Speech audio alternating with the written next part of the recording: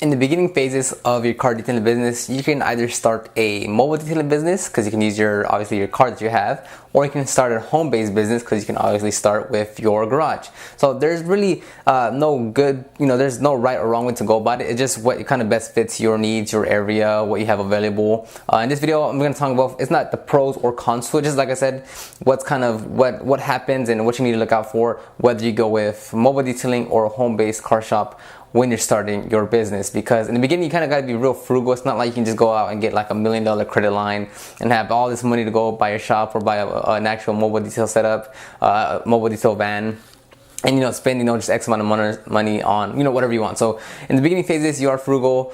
You do have to kind of look out on your sources of what you have and then work with that. We'll start with the mobile detailing one. With the mobile detailing, when you start off, it's real flexible for both you and the customer. You don't have to buy a full setup for your garage in terms of you don't need to, it's flexible for you and the customer, just because you as the detailer, you can maybe your area is kind of wherever you do your details, maybe it's too saturated with cars or too many neighbors or whatever it may be. You having the flexibility of driving out to the customer, and hopefully they have a better location than what you do, is flexible. And then of course for the customer itself, maybe they're real busy all the time, so it's better for them to have you come over. Next one is with mobile detailing, you do have a larger area to service, just because you're driving out to the customer. So if the customer really wants to hire you as a detailer, they can probably be more than willing to pay you the extra dollars. Of course, if you charge them for that extra miles that you drive out to the location. Again, it goes back to the convenience factor that they prefer someone to come to them. They're a little far out the way, so they don't mind paying for that. And then 3, you get to focus on the essentials. So in my head, I'm just, I'm assuming that you're going to use your daily driver that you use. You're not going to go out and immediately buy a detailing van. So it's the truck, the small SUV, the sedan, the coupe maybe that you're going to use. So, it's not like you can fit all products and tools and items that you want into that vehicle. So you really got to really digest and see, what do I really need for this specific detail to get the best results with the most minimal things that I can take, which is a good thing. Because if you could just go out and buy a big detailing van and throw everything that you want in there, an air compressor, generator, a water tank, compression washer, 5 buffers, all the pads that you want, washer and dryer if you could, that's not creative, right? It doesn't push you to be creative in terms of like what's really the most minimalistic way I can go about this that will get me the best results possible. So having to work in a real confined van or whatever mobile rig that you have is a great way to start, because again, it really boils things down to the essentials of what you need to get the job done.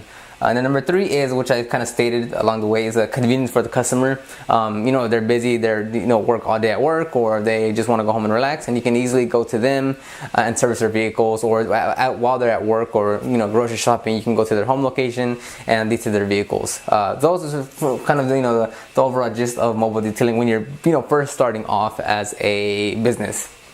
For home-based shop, it's more convenient for you, obviously, because it's at your home. There's no drive time to the customer location. There's no drive time to the shop. You literally just go ahead and walk outside your front door, and bam, you're in the garage ready to go to work.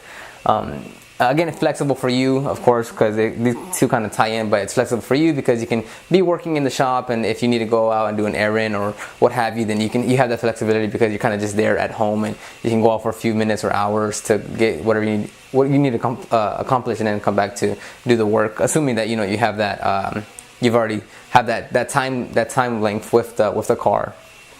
And then 3 is, you are limited in service area, just because you now have customers driving to you. Perhaps they're not willing to drive more than 5 miles, 10 miles, 15 miles, 30 miles, because it's just hassle, traffic, time. They just don't want to put up with that, which is why for mobile detailing, you can easily drive out that it's more reasonable for you to drive out a little further than for them to come to you, because you're the business. If they're paying you for your mileage, you're still gonna be paid to drive over there, as instead of them driving to you. And then if it's just one person, then they're gonna most likely have someone else tag behind them. So once they drop off the vehicle at your location, at your home location, then they need someone to bring them all the way back home. So it's a little bit more of a hassle for the customer as well. I'm not saying they wouldn't do it, because they would by all means still do it. I've seen it before. But it's just one of those other, you know, barriers of, you know, that extra hassle that they have to go through, where they have to, you know, find someone, a spouse, their family member, coworker, whatever, to follow them, to drop off the car and then drive back. And then same thing is someone has to drive them back to their location, to your location, to pick up the vehicle. Or you can drive to them, then someone has to follow you to bring you back.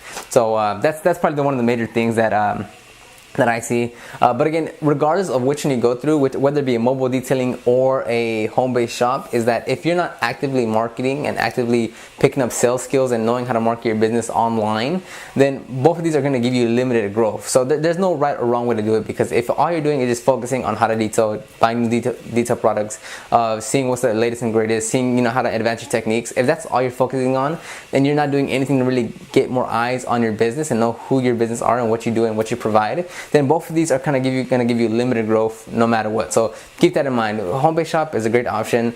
Mobile detailing is a great option. If you're only focusing on the detail aspect of things without actually marketing your business, very limited growth.